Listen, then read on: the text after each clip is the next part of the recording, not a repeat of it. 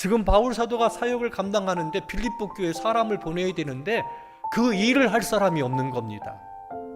다 자기 일 뭐예요? 자기가 하는 일들 있잖아요. 이것 때문에 그리스도 예수의 일, 빌립보 교회에 가가지고 귀한 사명을 감당해야 될, 소식을 전해야 될 그 사명을 감당할 사람이 없는 겁니다. 지금 빌립보 교회에 사람이 필요해요. 가야 될 사람이 필요한데 다 이구동성으로 자기 일을 구하고 그리스도 예수의 일을 구하지 않았다라고 이야기하고 있는 겁니다. 그래서 디모데밖에 보낼 사람이 없다. 디모데는 자기 일을 구하지 않고 그리스도 예수의 일을 구했기 때문인 거예요. 디모데밖에 없는 거예요. 하나님의 교회를 세워 올릴 때 사랑하는 성도 여러분, 자기 일을 구하는 것도 중요하지만 이것보다 더 우선인 것은 그리스도 예수의 일, 사명으로 뜨거운 가슴을 갖고 일하는 겁니다. 잊지 마십시오. 오늘 한 개인으로만 우리가 살아가는 게 아닙니다. 구원받은 우리는 교회의 공동체로 불러주셨고 복음에 합당하게 생활하라 주 안에서 명령하셨습니다. 그렇다면 내 일도 구해야 되겠지만 그보다 먼저 그리스도 예수의 일을 구하고 맡겨주신 사명을 감당하는 것이 더 복되고도 아름다운 삶이다라고 이야기할 수 있습니다. 그런 면에서 디모데는 다 자기 일을 구할 때 그리스도 예수의 일을 구했던 사람이고, 그가 자식이 아버지에게 하는 것처럼 바울 사도의 말을 귀담아 들었고, 그리고 복음을 위하여 바울 사도와 함께 수고했다라고 이야기하고 있습니다. 이어서 바울 사도는 에바브로디도에 대해서 이야기를 합니다.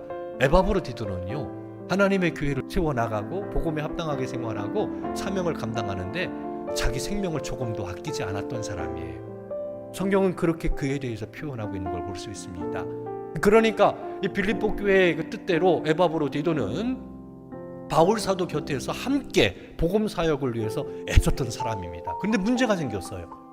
그렇게 수고하고 애를 쓰다 그만 죽을 병에 걸린 겁니다. 근데 감사하게요, 하나님께서 역사해 주셨어요. 어떤 일이 벌어졌느냐? 이 에바브로디도가 다시 살아났습니다. 할렐루야! 다시 살아나는 역사가 일어난 거지요. 그렇게 되니까 바울 사도가 에바브로디도를 속히 빌립보 교회로 보내는 거예요. 왜? 가서 위로해줘라. 너 때문에 근심하고 있는데. 그리고 더 이상 바울 사도가 에바브로디도를 곁에 두기가 부담스러운 거예요. 죽을 병에 걸렸으니까 이제 고향에 집으로 돌아가라. 그래서 그 빌립보 교우들 위로해주고 나를 위해서 기도해줘라. 그렇게 에바브로디도를 보내는 것을 볼 수 있습니다. 사랑하는 성도 여러분, 바울 사도, 디모데, 에바브로디도 그들은 그렇게 복음에 합당하게 생활했습니다.